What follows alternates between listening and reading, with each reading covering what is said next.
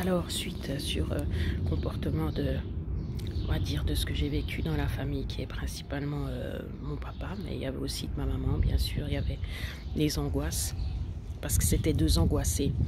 Donc ça veut dire que c'est des personnes qui, voilà, chaque fois qu'il y a quelque chose à faire, et bien qui, je dis chaque fois, mais c'est pas chaque fois, on est d'accord, c'est en général, bon mon papa c'est plus chaque fois, mais en général, qui ont peur de faire les choses, parce qu'elles imaginent tout ce qui pourrait se passer de mal en fait.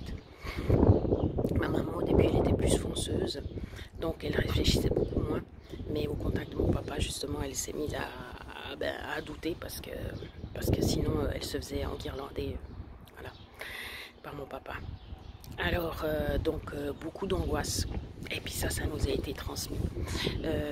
La peur d'être abandonnée, ça venait de lui aussi, pas de ma maman parce qu'elle a eu une super enfance avec son papa, elle a dit que c'était un bon socle pour elle. Mais du coup, c'est vrai que moi, comme j'ai été repoussée entre guillemets par mon papa parce que lui, il avait envie d'avoir un garçon, et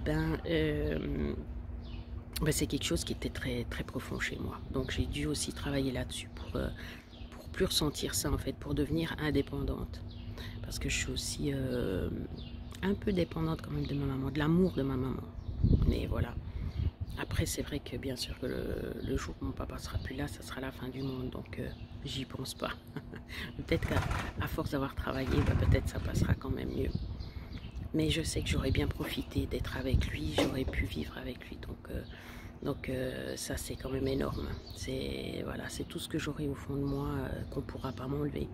Donc même s'il est plus là, il est plus là. Puis je me dirai surtout, je me consolerai en me disant que il est mieux où il est parce qu'il est beaucoup plus que tranquille. J'espère qu'on lui fichera la paix, j'espère qu'il sera tranquille.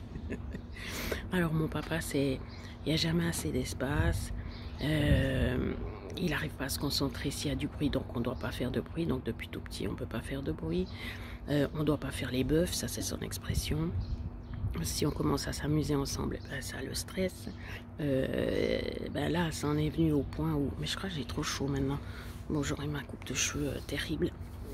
Voilà, ma foi, tant pis. Le soleil commence à taper, je pourrais aller à la piscine, c'est bien. Comme ça, je pourrais me détendre un peu. Mon papa, c'est... Oui, maintenant, ça en est au point où, justement, sur la table, il y a toujours plein de choses pour l'entourer, justement. Il a besoin d'être soutenu par des choses. Et puis, ces choses doivent rester toujours à sa place, voilà. Donc, si il y a deux verres l'un derrière l'autre avec par exemple, paire de ciseaux, stylo, etc. Si on met la paire de ciseaux dans le verre qui est juste derrière, mais qui est tout autant visible, ça va pas. Voilà. C'est pas une critique, papa. C'est pas, comment dire, c'est pas un reproche. Hein. C'est juste pour expliquer comment ça se passe. Donc, quand il fait les choses, voilà, ce qui m'a fait penser à moi quand j'étais pas bien. Par exemple, il monte avec toutes les courses, et puis parce qu'il est au garage, il monte à l'étage dans la cuisine, et puis il va faire tout ce qu'il y a à la cuisine, et après il redescend en bas pour ranger ce qu'il y a en bas.